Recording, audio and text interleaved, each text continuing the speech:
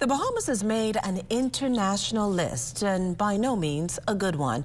But in this report, a cabinet minister shares why it's a pure case of the Bahamas being a victim of its own geography.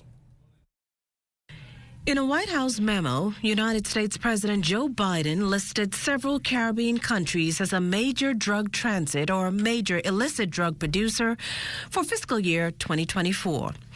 Named were Belize, the Dominican Republic, Haiti, Jamaica, and the Bahamas. The president making it clear up front that a country's presence on the list is not necessarily a reflection of a government's counter-drug efforts or level of cooperation with the United States. Rather, the list is a combination of geographic, commercial, and economic factors that allow drugs to be transited or produced, a point of view National Security Minister, the Honorable Wayne Munroe, can appreciate. But the Bahamas continues to cooperate strongly with the U.S. in interdicting drugs bound for the U.S. through the Bahamas, as can be witnessed by the recent interdictions.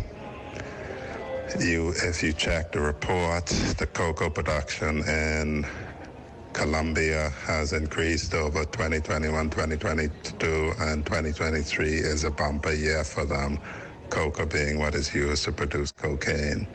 So when you see an increase in the production of coca, you would expect to see correspondingly an increase in the production of cocaine and now fentanyl, which is also produced from coca. And so the police here are aware of that intelligence, and that is why you have the steps that have taken to result in these interdictions, cooperating with our partners. Munroe goes on to point out this little-known fact. Now, the U.S. is actually a producer country for marijuana that is shipped to the Bahamas, where they have decriminalized it in some of their states. We have a phenomenon now that marijuana is being shipped to the Bahamas from the United States and Canada. And that doesn't demonstrate any lack of will on the part of American officials to stop that smuggling. So far this year, there have been several major drug busts. In mid-July, there was a just over $10 million cocaine bust in Mayaguana. Late June, there was a $9 million one in Long Island. And earlier this year, a $1 million seizure in Bimini.